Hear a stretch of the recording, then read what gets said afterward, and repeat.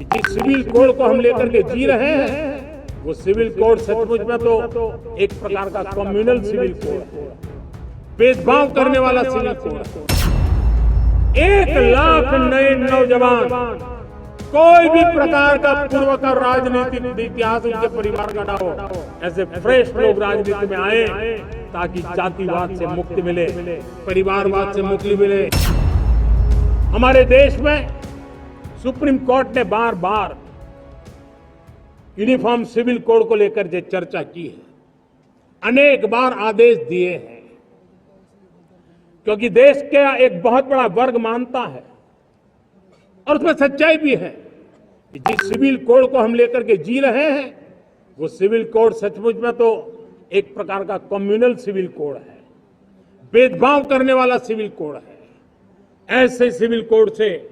जब संविधान के 75 वर्ष मना रहे हैं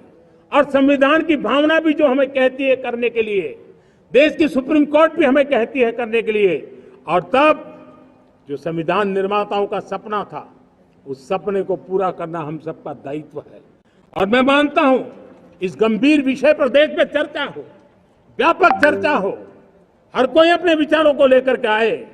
और उन कानूनों को जो कानून धर्म के आधार पर देश को बांटते, जो ऊंच नीच का कारण बन जाते हैं, ऐसे कानूनों को आधुनिक समाज में कोई स्थान नहीं हो सकता है। और इसलिए मैं तो कहूंगा अब समय की मांग है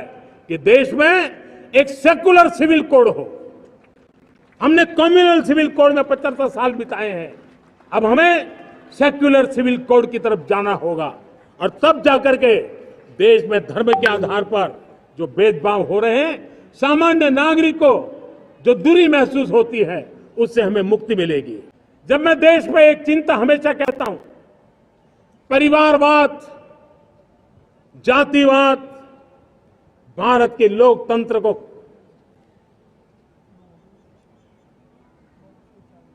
बहुत नुकसान कर रहा है।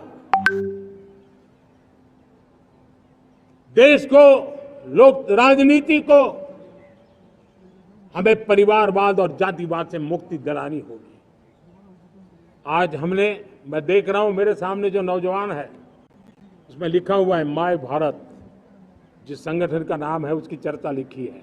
यहां बहुत बढ़िया तरीके से लिखा हुआ है। माय भारत के अनेक मिशन है, एक मिशन ये भी है कि हम जल्द से जल्द देश में राजनीतिक जीवन में जनप्रतिनिधि के रूप में 1 लाख ऐसे नौजवानों को आगे लाना चाहते हैं। शुरुआत में 1 लाख नौजवानों को आगे लाना चाहते हैं जिनके परिवार में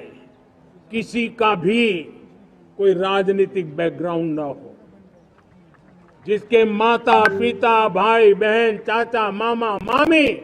कभी भी राजनीति में नहीं रहे, किसी भी पीढ़ी में नहीं रहे, ऐसे होनहार नौजवानों को फ्रेश ब्लड 1 लाख, चाहे वो पंचायत में आए, चाहे नगर पालिका में आए, चाहे जिला परिषदों में आए, चाहे विधानसभा में आए, लोकसभा में आए, 1 लाख नए नौजवान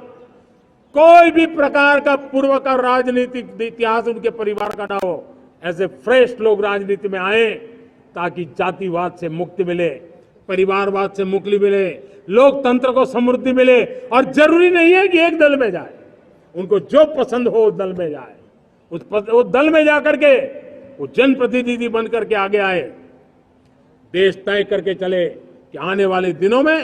1 लाख ऐसे नौजवान जो परिवार राजनीति से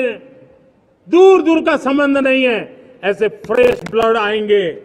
तो सोच भी नहीं आएगी। बार बार चुनाव इस देश की प्रगति में रुकावट बन रहे हैं,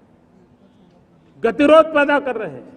आज कोई भी योजना को चुनाव के साथ जोड़ देना आसान हो गया है, क्योंकि हर 3 महीने 6 महीने कहीं न कहीं चुनाव चल रहा है।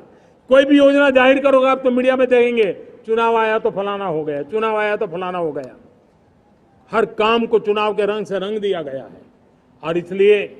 देश में व्यापक चर्चा हुई है। सभी राजनीतिक दलों ने अपने विचार रखे हैं। एक कमेटी ने बहुत बढ़िया अपना रिपोर्ट तैयार किया है। वन नेशन वन इलेक्शन के लिए देश को आगे आना होगा। मैं लाल किले से तिरंगे की साक्षी में